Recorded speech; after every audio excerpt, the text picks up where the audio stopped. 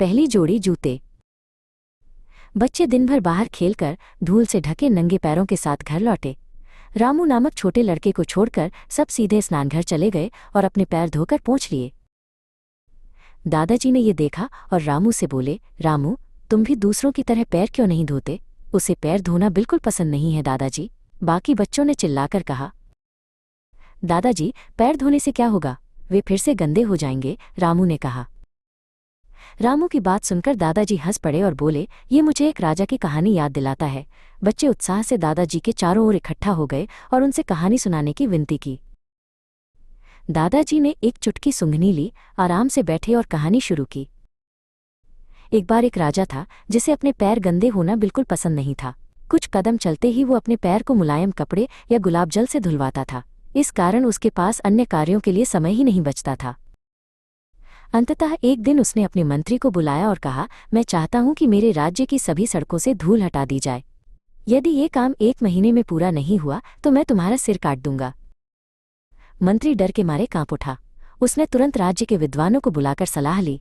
2 दिन की चर्चा के बाद वे एक निर्णय पर पहुंचे। लाखों झाड़ू लगाने वालों को नियुक्त किया गया और हर एक को झाड़ू देकर सड़कों को साफ करने भेजा गया।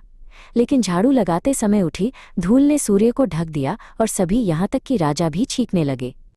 राजा इतना छींकने लगा कि उसकी आंखों से आंसू आने लगे और नाक लाल हो गई। राजा ने मंत्री को बुलाकर चिल्लाया, तुमने क्या किया? मैंने सड़कों से धूल हटाने को कहा था और अब पूरा वातावरण धूल से भर गया है। अगर इसे तुरंत नहीं रोका गया तो तुम्हारा सिर काट दिया जाएगा। मंत्री ने फिर से विद्वानों को बुलाया। उन्होंने कहा कि सड़कों पर पानी डालने से धूल दब जाएगी। राज्य की सभी कुओं से पानी निकाला गया और सड़कों पर डाल दिया गया।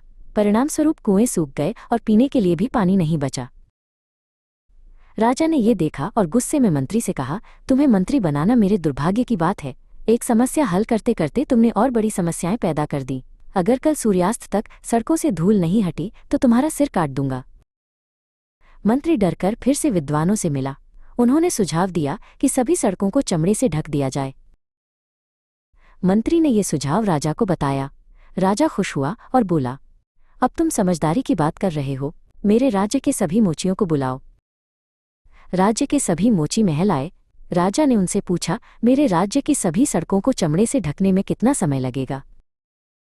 एक बूढ़े मोची ने कहा, महाराज, ये आसान नहीं है। इसके लिए बहुत से जानवरों को मारना पड़ेगा।